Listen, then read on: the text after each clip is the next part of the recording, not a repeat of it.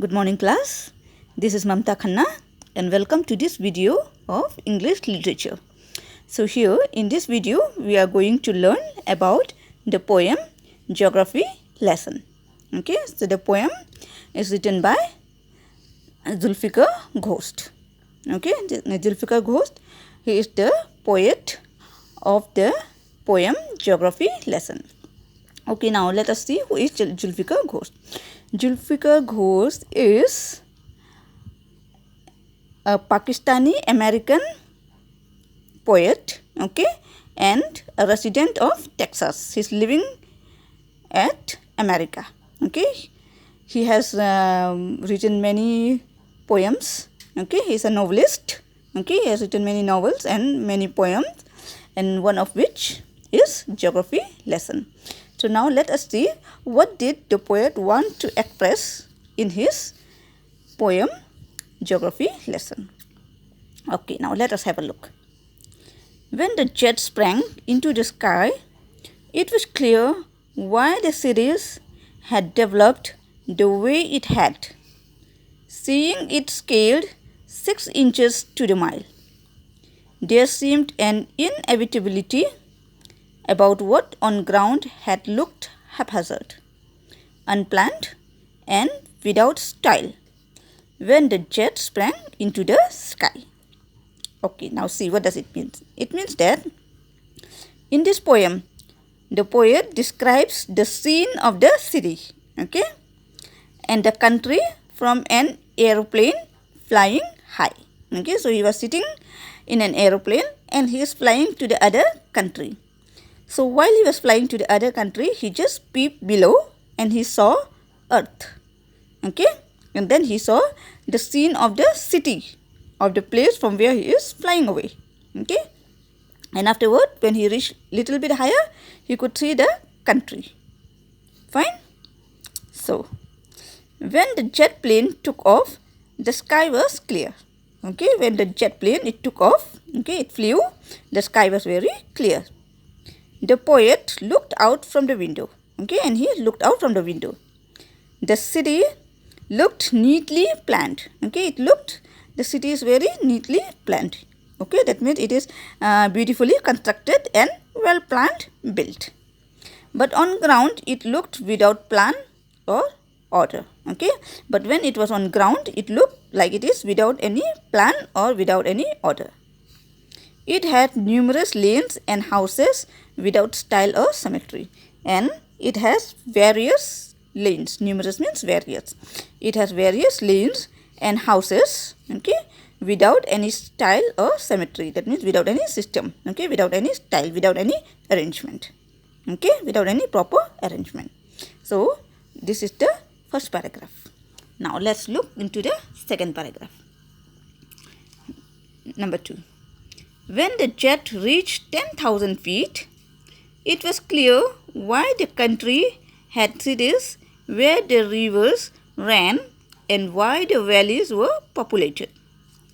The logic of geography that land and water attract men was clearly delineated. When the jet reached 10,000 feet. Okay, see what it is. When the aeroplane flew at a height of 10,000 feet above sea level, he looked below and realized the logic of geography, okay. So when the aeroplane, it flew even higher, okay, it reached 10,000 feet, then he could realize, he could feel the logic of geography, the principle of geography. It became clear to him why the cities in every country are situated on the river banks, okay. That means he could notice, he could follow that mostly all the cities are situated near the rivers, okay, near the banks, okay. Banks means the river bank, okay, near the banks of the river. He could understand what is the reason behind. The reason behind is that there would be no scarcity of water. The water would be supplied very easily, okay, so that the cities are situated near the river banks. And secondly, the people lived chiefly in the valleys. And the second thing is that the people lived in the valleys. Okay, mostly, chiefly means particularly in the valleys. Okay, and what is valley? Valley is the level land between the hills. Okay, like you can say Dehradun. Dehradun is a valley. Okay, because it is lying just near the hills, Missouri. Clear? So, secondly, what he has noticed is that people live chiefly in the valleys and not in the villages. Okay, they live mostly in the valleys and not in the hills. The reason is that land and water are primary need of life. Okay, and land and water are the basic need of life, so they are living mostly near the valleys. They attract people. Okay, the land and the water, they attract people, so that the people, they live in the valleys, okay, on earth where water is available. Clear? Okay, now let us look into the third paragraph.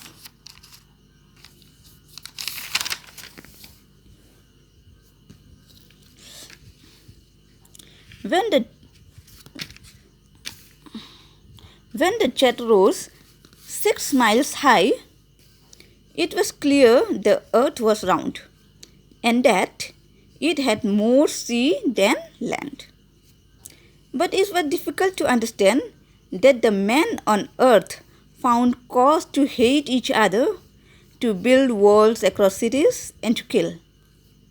From that height, it was not clear why. Okay, now see here in the third paragraph, the poet tried to express his grief, his sorrows. Okay, it is that when the plane rose as high above the ground as 6 miles, the earth looked round. Okay, that means when the plane was very high, okay, it reached very high, it reached 6 miles, he could find the earth was round. It had more water than land, and he could find that there is more bluer part than the greenish. That means there is more water than land. The poet understood the reason why it is so, and the poet, he understood what is the reason behind that there is much water than land. Okay? But he could not see any logic behind the division of land by raising walls of bricks and hatred. But he could not understand that what is the reason behind that the people are building walls of bricks. Okay, they are making partition, that this is my land and this is your land. This is partition. This is Pakistan and this is China. This is Pakistan and this is India. This land, this Kashmir should not come under India. It is our land. We will take. Okay, so this is the thing what he cannot understand, that why people are dividing land, okay, by raising walls of bricks. Bricks means it. Okay, they are making walls of bricks and hatred. So when they are making walls, okay, when they are making walls, that means there is division between the two people or two countries or two states. Okay, so when there is division between the two, that means they hate one another. So this is the thing which he cannot understand, that what is the reason that they are fighting over for a piece of land, okay, and they are creating hatred in their own hearts for one another, and why people went madly after one another's throat, and what is the reason behind that the people go on killing one another's throat. That means throat is your throat, okay, and they went madly after one another's throat. That means you should not live, I will live. I will kill you and I will live. Okay, if you are alive, I cannot live properly, so you must be killed. So I am going to kill you because I want to live. So this is the thing what the poet cannot understand, that why there is so much of hatred that they have to kill one another. Okay, they have to kill one another. So from that height, okay, when he reached very high into the sky, he could not understand that what is the reason behind that. Why people are fighting, okay, they are quarreling, and why they are so much having hatred for one another, that they are mad to kill one another. They are mad to take even the life of another person. Although we all have the right to live freely. We all have the right to live our life independently. Fine? So here the poet tries to express his grief. Okay, so overall in the poem we can learn that earth is a very beautiful place to live in. Okay, there are water, air, land, everything. God has given us everything. But the only thing is that hatred.